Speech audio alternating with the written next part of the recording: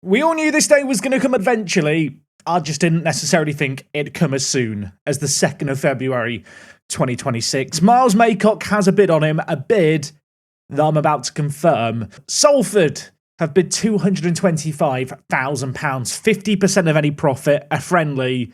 Yeah, £225,000. I get all of it added to the transfer budget. That is really going to revolutionise this football club. It's going to take our overall bank balance to in the region of £500,000, which for a team at this level is crazy. Presumably, we'll be able to shuffle some of that money into the wage budget, maybe add a few more signings to end this year. I asked you guys at the end of last week, how much would you accept?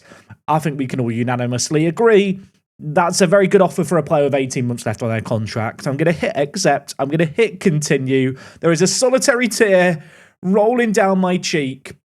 I did look to loan him back, but unfortunately he didn't want to join us back on loan following on from his transfer. So instead he is going to the League One outfit. I hope this is a see you later rather than a goodbye. I'd like to bring him back at some point in the future. Anyway, on that rather depressing note, I've got to go and play a load more Football Manager. I think today we're coming back in March, maybe for some cup competitions. There's a youth intake on the horizon. I think we might have that to end things off as well.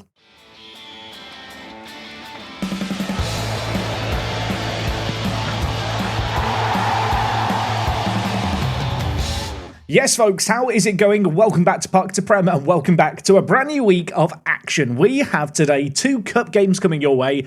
FA Trophy quarter-final, Southern League Cup semi-final. Halesowen Town lost to them last episode. We've got a rematch against them in the Cup, and today it is an away day. On top of that, we are into the quarterfinals of the FA Trophy. This is a competition where teams in the Vanarama National League, National North and National South all compete. We are the last team from below those levels in the competition. That said, our opposition today are in the Vanarama National North, and Worthing v Kidderminster is another Vanarama South v North affair. So half the teams going into the semi-finals of this competition are going to be from outside the National League, which is a little bit interesting. As for things at the club since you were last here, of course, Maycock has left. Gucci has become vice-captain. This guy has been an immense player for us this year, and he was a bit of a no-brainer pick with his 13 leadership. And on top of that, you may notice the bank balance is really healthy. Eagle-eyed viewers may have noticed our youth recruitment is up to 1 star. Yes, I've been able to improve that again in the last month. It really has been board request central here, I feel like, at Rugby Town. I've continued to spam them. We've increased our coaches allowed, increased our scouts allowed, improved the youth recruitment, and improved the junior coaching budget.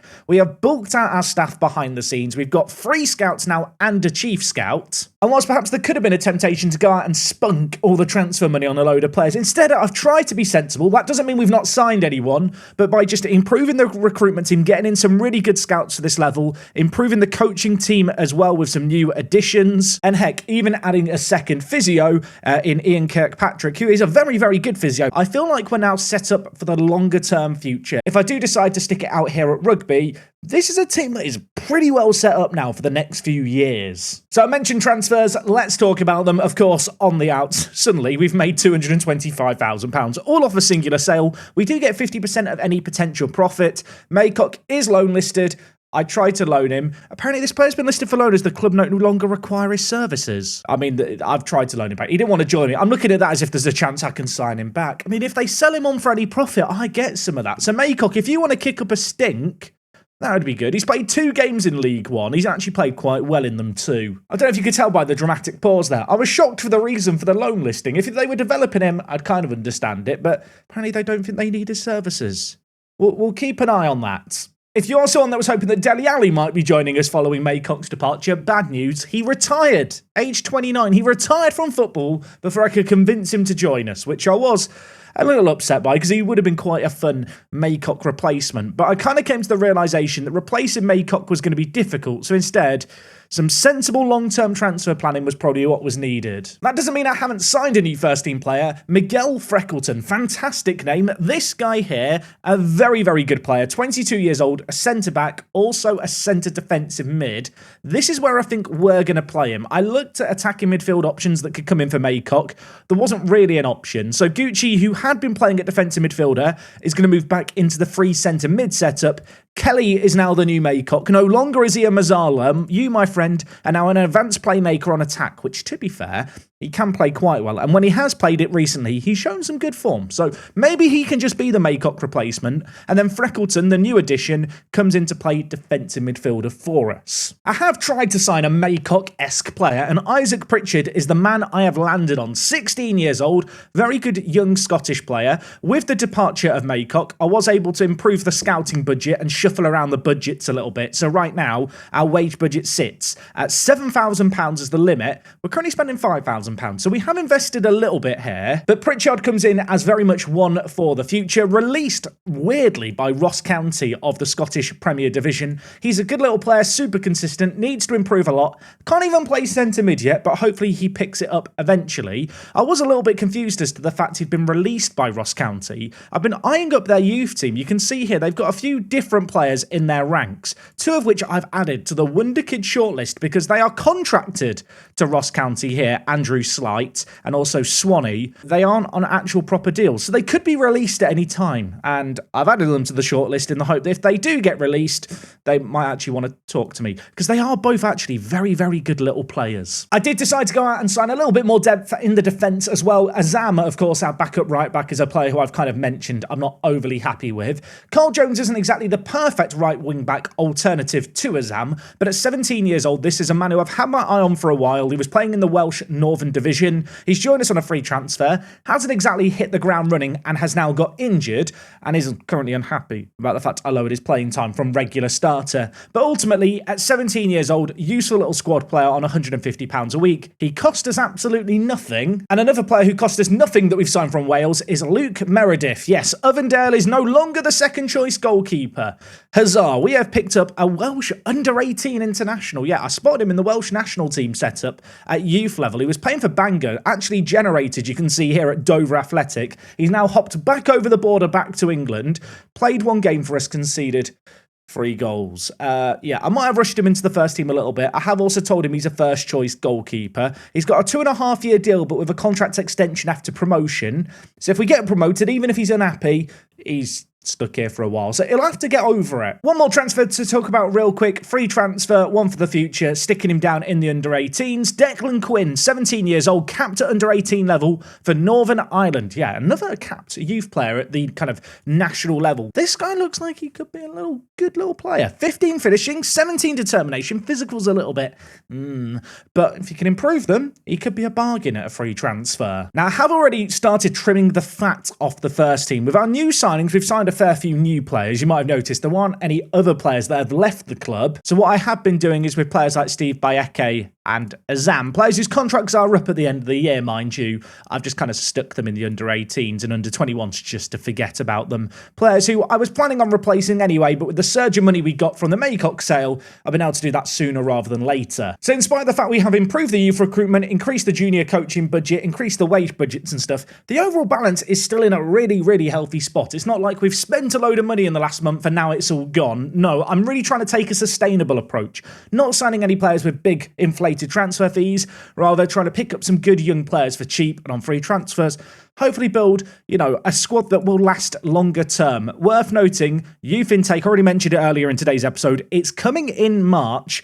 If it doesn't come before the 2 games that we play today against Halesowen and Spennymoor, I'm going to go away off camera and come back whenever it appears. Now, since you were last here and we took on Blythe Spartans, we have also played a lot of Football Manager. Of course, I left things at the start of January. The intro with Maycock Cleveland was at the start of February, and now it's the start of March. Looking at results here, we've had some really, really good league form. A draw against Evesham was disappointing, but wins throughout the month of January, besides that, was fantastic. In the FA Trophy, we scraped by against our former domestic rivals last year in Stafford Rangers. Of course, they played at the same level as us. In this game here, I mean, it would have been embarrassing if we got knocked out, but we did get through. We won this game on penalties. 1-1 it finished after 90 minutes. Daniel Oyetunde has been very, very good lately. I mean, look at the green bars here in his last 20 games form.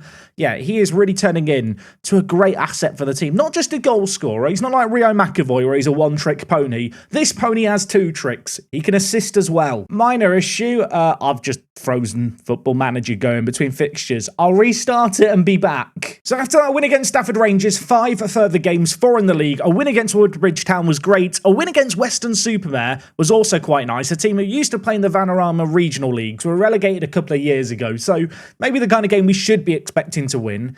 Since then though, an 8-5 result against Stamford. This is a proper rugby town scoreline, isn't it, this one? Daniel Oyetunde with 4. Rio McAvoy back from his injury. Hasn't quite been the same player. Slowed down a little bit, so nice to see him get some goals in that game there. However, lately things haven't gone to plan. A 1-1 draw against Gloucester City.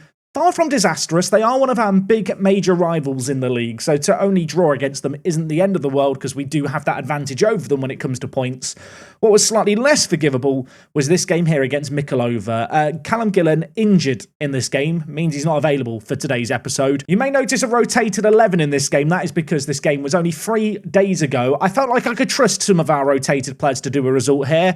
I could not trust them. Anyway, with 7 games left of the season for us, we are still 9 points clear of Gloucester, who we could only draw against. They have got a game in hand, but we do have a way better goal difference. Halesowen Town, who we're taking on today, do also have 2 games in hand on us, so we are kind of anxiously looking over our shoulder at teams, but having played our games, we've set the bar fairly high. I want to say I'm confident we'll get promoted still.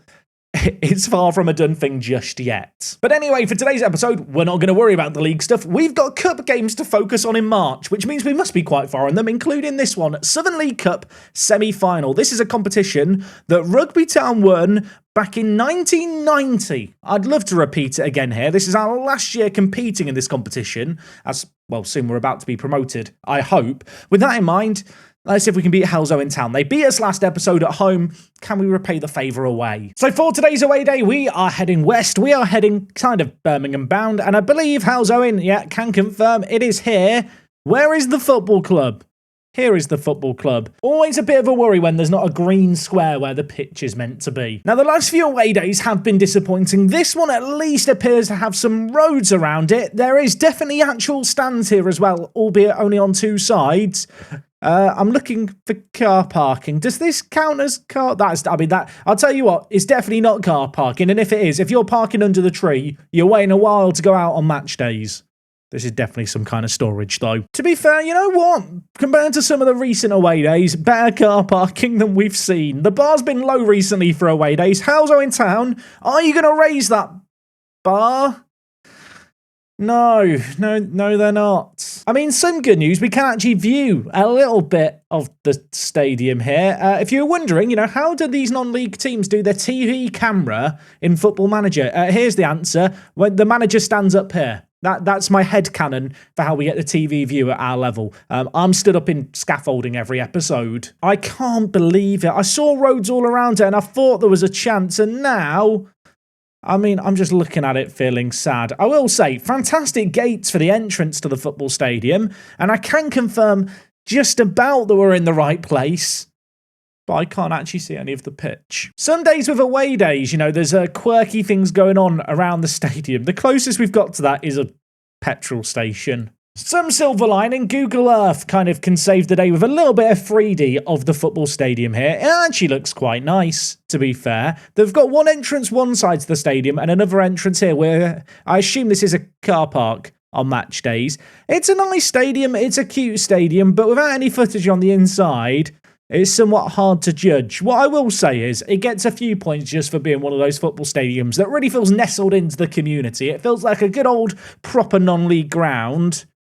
That's about the only thing I can actually give it points for, though. Someone was in my comment section earlier on in the season complaining I didn't do the Halesowen Town away day. I hope you're happy, that person. I'm not happy. I'm giving you a 3 out of 10. You personally. If you're that person, you know who you are. So this is the first episode ever without Maycock in the starting 11, it feels like, in probably forever. In spite of the fact he was injury prone, he never really seemed to get injured. As already mentioned, Gillan is out injured. Carl Jones, the new addition from Wales, the guy who can play centre-back and right-back, is also out. He may well have made the bench. Worth noting that in this competition, you're only allowed 5 players on the bench, but with our new signings and the versatility we've got, we are able to cover each and every position. And in terms of the starting 11, it is still a very, very strong team. Kelly has some big boots to fill. A player who's been playing really well this year with 8 goals and 9 assists. Playing even better in cup competitions, I think you could argue. I need him to come into his own again today. And unlike last time we played this team, if we don't find a breakthrough in the first half, I'm not going to go more attacking. I'm not going to go to the free striker system. I'm going to be sensible. I'm going to learn my lesson. I want to make it to a cup final. Some silverware would always be nice, wouldn't it? Any cup competition's cool. I don't think I've ever won the Southern League Cup before. Let's try and get to the final. Oyetunde's injured. Oyetunde is injured. I hope that's not a bad injury. Potential knee injury. Knee injuries are never good. Do I want to bring in Isaac Pritchard, the new Scottish lad, or do I want to bring in the Duke or the Duck? Maybe he's the Duck Duke. I'm going to bring in the Duck. I'm really hoping that injury's not bad. Gillen's not out for a super long period of time, but Oyetunde has been our striker in form of our three main players in Gillen, McAvoy, and himself. He is going to be a big miss in this game here, but it opens up an opportunity for Ducker to maybe step up. And while speaking of the devil, there he is losing out on a loose ball. And now it's Halesowen looking to bring the ball forward here. Hickman at right back. Down the line to Adozi, who is their key man. The centre attacking mid. Pulling the strings in the midfield. He crosses it in. A miracle Okafor makes it 1-0 inside 10 minutes. I want to say Okonkwo was beaten easily here. I actually think the shot took a really mean deflection. It bounced around a little bit. The keeper's caught in no man's land. I mean, in terms of first 10 minutes to a football match, it doesn't get much worse than this. I mean, it could get worse. There's still a minute left of it, and there's another highlight. Freckleton, the new defensive mid. I didn't really mention it earlier. He signed for £90 a week on a long-term deal. He is actually a mad signing for us. Didn't necessarily think I'd go out and sign a big first-team player, but when I saw him available and we had the Maycock situation to address, he felt like a solution. Ducker shoots, keeper makes a big save. Could have been 1-1. 20 minutes into this game, we still find ourselves a goal down, but we're not going to give up just yet. Kelly, unleashing the ghost of Maycock, threads it through to McAvoy. And when McAvoy's missing one-on-ones, you know it's going to be a bad day. We do still have a corner, though. Let's not panic just yet. Waters is over. He's going to whip it towards Cartwright at the back post, who can't keep his header down. I know I should be focusing on this game here, but if that Oyetunde injury is bad, that's going to be a massive blow for our end of season running. I mean, the one thing that could help us is if we weren't in a cup competition. I say that like there's loads of games left in the cup competition and it's a massive distraction. This is the semi-finals. And right now we're on the verge of going out. 5 minutes left of the half here. We have been second best, it has to be said. Whilst we've had a few half chances here and there, our finishing has left a lot to be desired. Defensively, we've certainly not been impenetrable either. Halesowen have looked good in this game, and they are in possession now, working it on this near side. Holmes turns his man, lays it back to Hickman, the right back. He goes inside to Redfern. They're actually playing some quite nice football, which is a little bit annoying for us, really, as we look to chase shadows. Hold Chuddy, trying to apply some pressure. We win the ball. Samuels back to Okonkwo. A goal now before half-time makes the half-time team talk 10 times easier. It's a big ball over. McAvoy, one-on-one, finds the back of the net. It's his 41st goal of the season. It's an assist by the goalkeeper, and now he's doing some river dancing to celebrate. I want to pretend it's some sexy, beautiful goal. No, it's not. It's just a big lumped ball through the middle, but I don't care how it ends up in the back of the net. That, my friends, is 1-1. 3 minutes of added time at the end of the half. Is there going to be any late drama? The answer is a resounding no. Look at this XG story. They scored from one of 3 shots on target. Since then, they've not done a great deal. We've kind of woken up, I feel like, a little bit. The beast is stirring. The media's given us a lot of credit. Yeah, all that media at our level of football. They really big us up.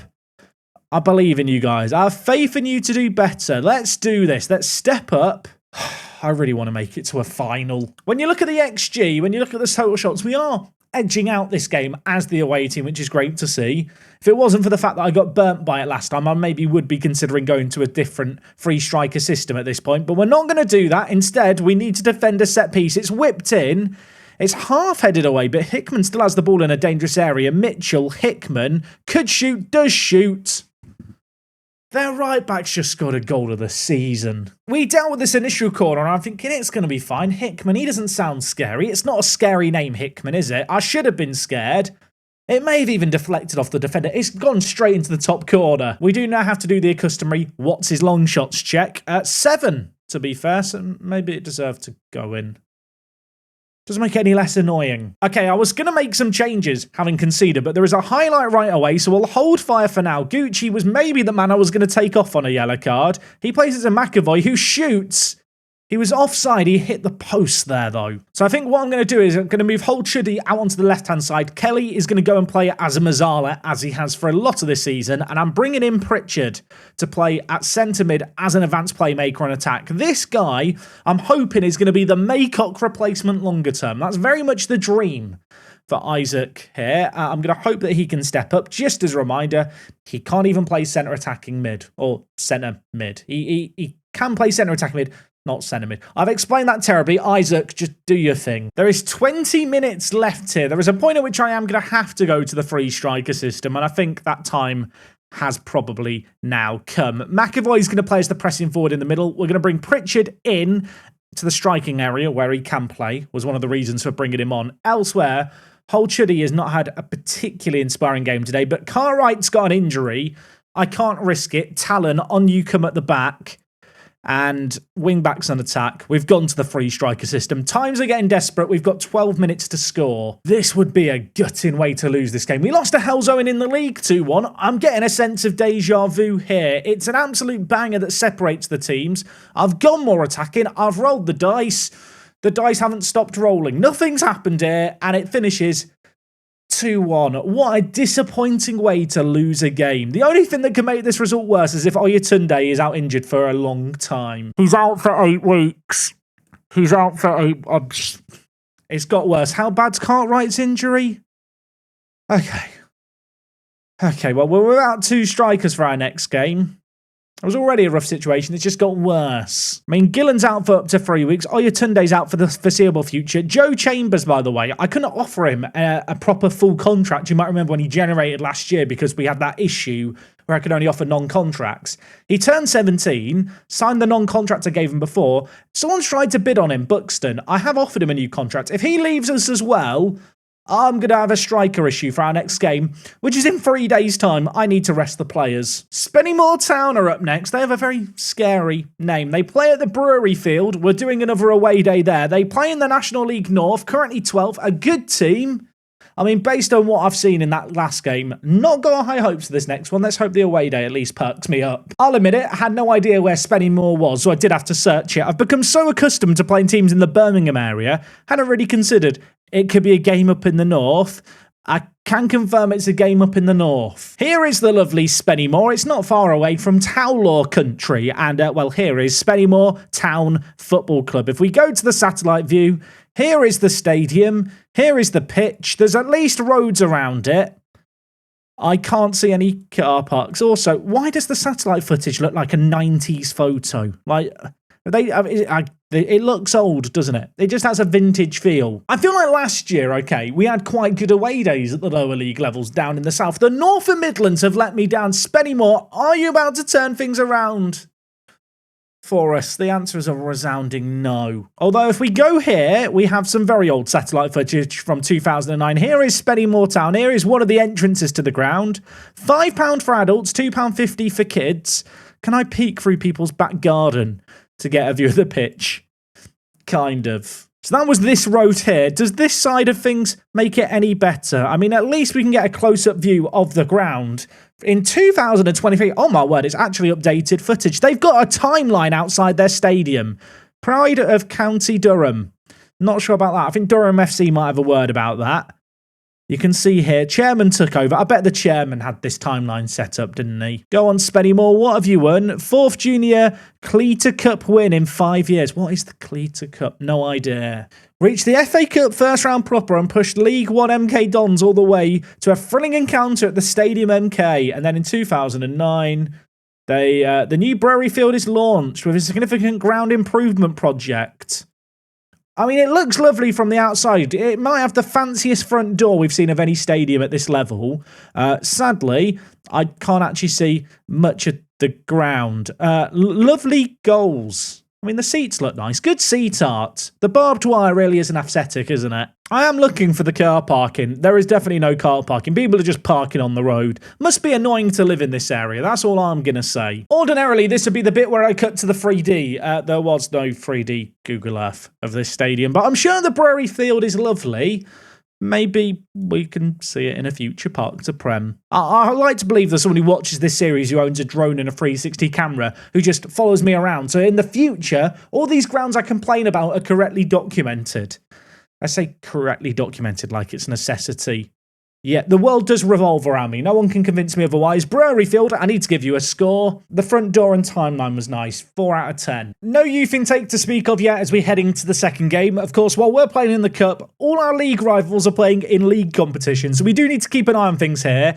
Gloucester, sadly, not playing today, as far as I can see. But Halesowen are against Leamington, Banbury are too, Hitchin are against St Ives. So, yeah, some semi-big games to maybe just keep half an eye on. And you know what? It's not all bad news here. Joe Chambers has committed his long-term future to the club, signed for £40 per week. Optional contract extension of 2 years if we get promoted is nice to be able to trigger. That should take him through for the next 4 years. And because we're without 2 of our starting strikers, and I'm feeling giving, Joe Chambers, I think, is going to start today. Have just remembered, I can have 2 more players on the bench. Not exactly got a ton of attacking options to bring on, mind you. Harrison Jones and Jake Hesketh, come on down. Also, Cartwright, still not fit. Jordan Talon, you're going to play as well. There is an argument to suggest that Talon and Samuels are a better centre-back pairing for us than Cartwright and either of the 2 aforementioned players, but ultimately, neither of these guys have the same set-piece wizardry as Cartwright, who, to be fair,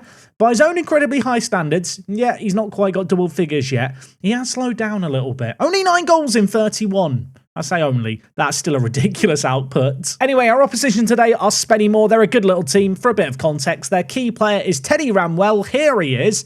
Very versatile player, in on loan from Blackburn. I mean, when you look at him as their key player, I don't feel that scared. Their main striker is Mampala, who for some reason looks familiar. He looks like a player I had in a Park to Prem series years ago, or maybe I played against him in Park to Prem. It's weird, when you play at this level for a number of years in a row, there's just certain players that become familiar faces. You may have noticed I have deactivated the standing desk. A second disappointing away day in a row just deflated me. And as a deflated man, I couldn't stay stood up anymore. One thing I actually want to check, it's 0-0 by the way after 20 minutes, and I know a highlight's just begun. What is the money for this round of the competition? £8,000 if you win. If we get to the semi-finals, it's £16,000 if you win. If we won this whole cup competition, £60,000. I was hoping it might be more than that. That said, silverware is still silverware. We are playing in our red away strip today. Waters, Samuel. Waters was a little bit disappointing last game. Can he put in some good deliveries today? The number 3 whips it in. Roxburgh half clears it. Freckleton there to mop up the pieces. Bradley, Hold Chuddy, the long shot specialist. And I'll tell you what, he's hit the post there and it's gone out for a goal kick. That's so unlucky. Well, we've had a couple of chances early on in this game. Could we craft out another one here? Gucci, lovely build-up play. Ball whipped in. McAvoy's there. Oh my word. Joe Chambers, the youngster. What an assist. At 16 years old, he generated at the club. At 17 years old, he signed his first deal with us. And, well, he's putting a great ball there. McAvoy still had a lot to do from an impossible angle. What a header that is. It's not exactly been a classic first half, this one. 3 shots on target in the first 40 minutes. We are ahead in this game. We've had a lot of the ball as well. And, well, to be honest, it doesn't need to be a flashy win today. Any win would be good. This result here, right now, is going in our favour. I'm delighted. Keep it going, lads. They've made a few subs already. Hopefully, they're not going to change the tide of this game as Waters, well, tries to get it in. And now, suddenly, Mampala on the counter-attack, trying to make something happen here. We managed to shepherd him away, but Spennymoor, plenty of players committed to this attack. McKeown in the wide area, crosses in. It's blocked. It falls to Mampala, whose shot whistles over the bar. Coming up to an hour played here, I'm going to make some changes. Hold Chuddy is on a booking. Don't necessarily love that. I'm going to bring in, I think, Harrison Jones here. The youngster has been developing well.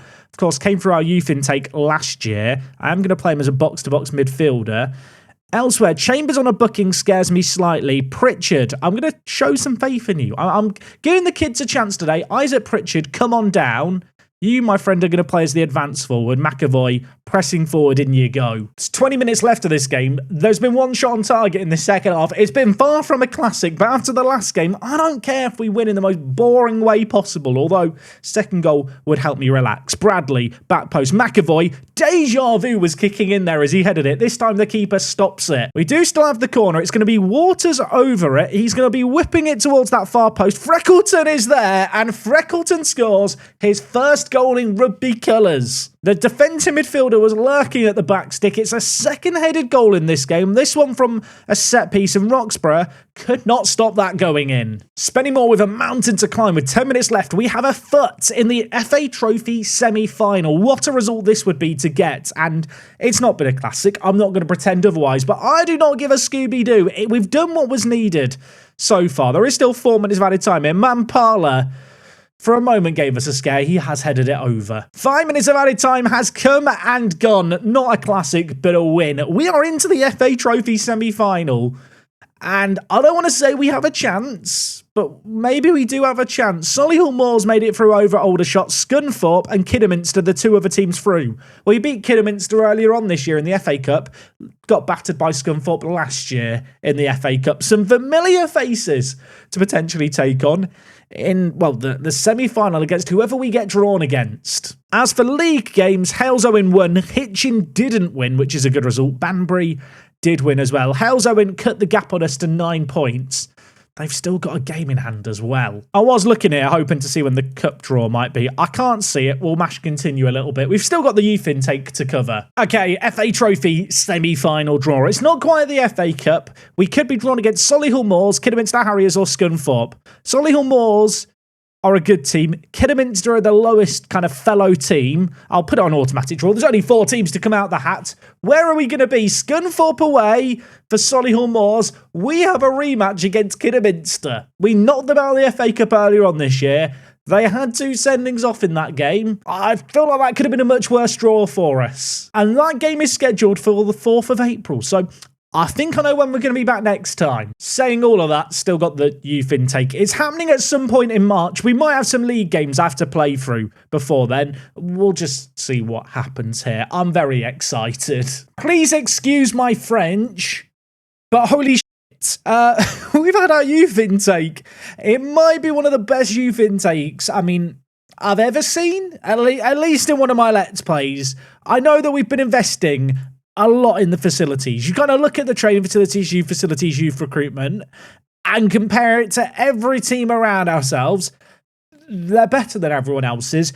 I did not think we'd see something like this. We have, 7 players with at least a 1.5 stars of ability here? I've not even clicked on them yet. They could all be awful, I realise, but oh my word. I think Miles Maycock died so that our youth intake could fly. I feel like for the sake of this video, I should only really focus on the guys at the top, but there is a guy here in the top talents with a 1.5 stars of ability already called Hayden Waldron. He's not even a bad left back, is he? He is really not that bad at all. He's our 4th best left back. He's 15, and he's not even in the top 7 players of this intake. We've got a player from Azerbaijan. I'm going on him straight away. Rahimov? His name has a letter that does not exist in the language. This guy's mad. He's got a backwards E in his name, and that's not the most mad thing about him. He's got 15 finishing. He is inconsistent, mind you, but he's got a balanced and normal personality. Normal's boring, Al-Sad, but you know what? It's fine here. Could improve a lot in the future. Lacks in mentals, but his technicals and some of his physicals are absolutely mad. Who else have we got here? Jeffrey Peters. I'll go for all the players with a 1.5 stars of ability. This guy's a good centre mid. Maybe not the most exciting of the bunch, but yeah, mega inconsistent. He's very well-rounded, though. He is our 10th best centre mid, so he's not quite as exciting. I don't even play with left mids, but this guy here, Hodgin, he looks quite good as a player, doesn't he? He is also inconsistent, but I'm looking at the physicals. 9s across the board. Not really got any mentals, not really got any technicals. Not as excited about this guy, but still got some mad potential. They're the players with a 1.5 stars of current ability. There's still 4 more players to cover here. We have got another wide midfielder in Harry Johnson. He is a right mid. Could you play him at right wing back? Could he be a wing back? 4 tackling, 2 positioning. Scares me slightly. He's very, very either-footed. Not sure how he fits into our team, but he is a good player. Up next, Mike Roberts. Wow, we had a pretty good Welsh player, I thought, in last year's intake in Harrison Jones. This was one of the better players in last year's intake, just as a reference point. Mike Roberts here is mad. He's got such good technicals, such good mentals. His physicals are lacking. He's bloody good, isn't he? I mean, I need to give all these players contracts. I'm not even giving them contracts. I just feel overwhelmed. He wants a youth deal. Mate, I'm going to give you the longest deal I can give you. Sign for £20. He didn't like that. How about £30? £30 is good, right? Please agree to this.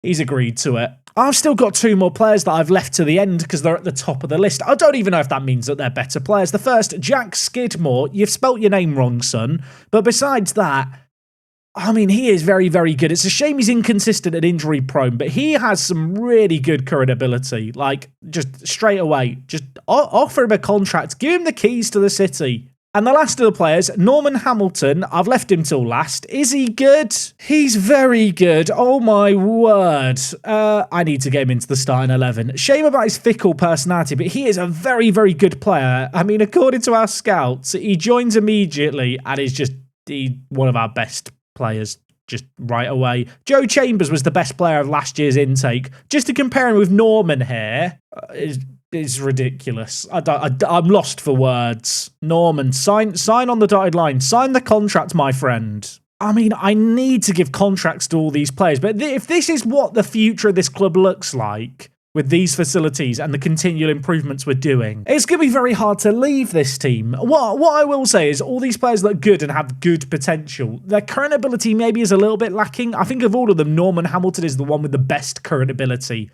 He actually looks like he could slot into the team right away. Mike Roberts could maybe do a job as well. Oh, it's very good. It's almost a shame that we've got a left mid and a right mid, isn't it? I don't know if you can tell, I've just kind of got sensory overload from what I'm seeing here. I'm very giddy and very, very excited. I've just gone to the overview of the development centre here. Apparently 3 of the players, first team candidates already. Yeah, Harry, I've not given you a contract yet. You can have one as well. The other mad thing here is we're signing all these players for like £30 a week, £25 a week. I'm also including kind of an optional contract extension that we can trigger.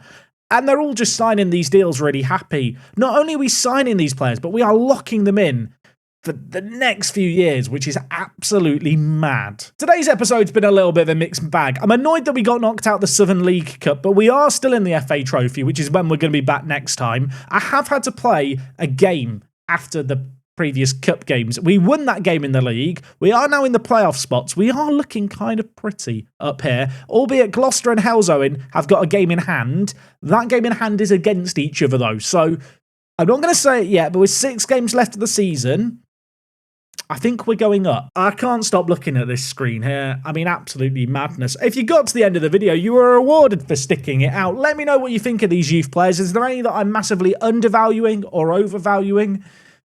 We could have a very, very good set of players here. If this wants to happen every year, I'll stay at Rugby Town forever. That's a promise. If you have enjoyed today's video, make sure to drop a like on things. Wouldn't be surprised if some of those players have played first team games by the time you're back here next time. Until then, take things easy. Next episode, I think we might end the season. Don't quote me on that. I'll see you guys for more then. I'm out.